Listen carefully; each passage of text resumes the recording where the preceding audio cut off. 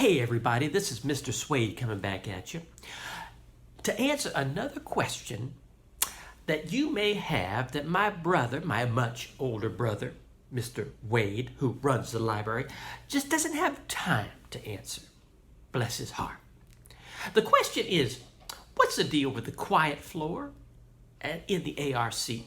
I go upstairs and I see all these signs.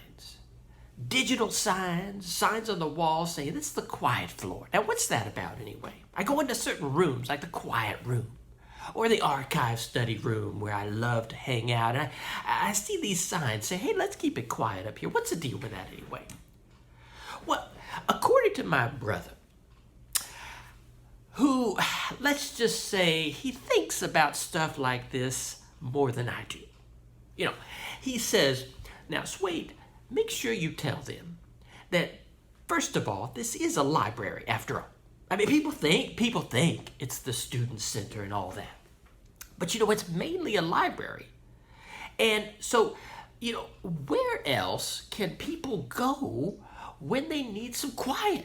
Sometimes they need to get out of their room. Sometimes they need to get out of the student center or away from their friends to do some serious work.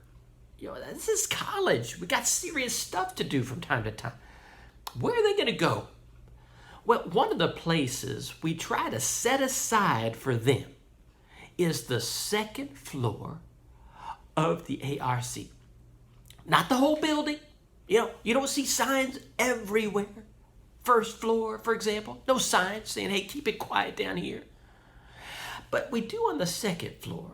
And if there was someone on the first floor who had a problem with the noise, they came over to a librarian and say, hey, it's kind of loud down here. Can you tell them to keep it down? You know what I would tell them? This is my brother talking, not me. He would say, would you mind maybe going upstairs? Because that is the quiet floor.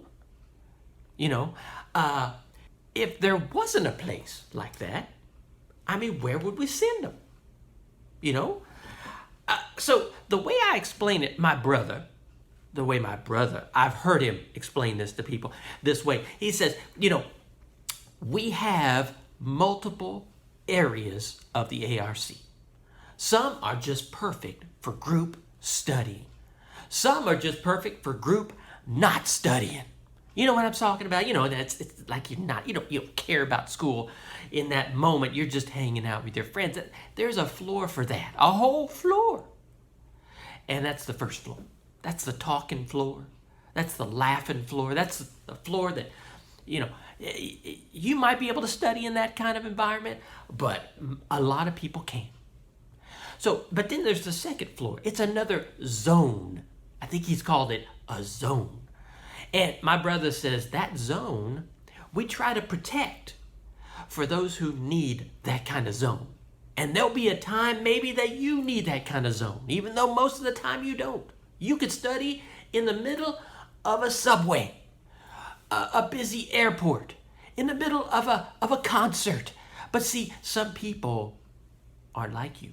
Some people can't do it that way. Some people need the quiet. And we have to have at least one place on campus we could send people like that. And I think it's nice to respect that and say, okay, when I go up to the second floor, even if I'm with somebody, we're gonna whisper. We're gonna try not to talk at all. We're definitely not gonna do anything loud. And if we have to do something loud, we'll take it downstairs.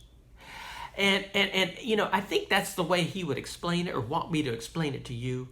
It's all about how libraries work, and I think this is how they work and ought to work on a university campus. So if you have any more questions about this, don't call me. Don't text me. Don't message me. I don't know what I would tell you.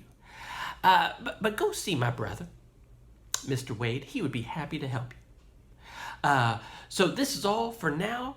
Mr. Wade, once again, signing off. Peace.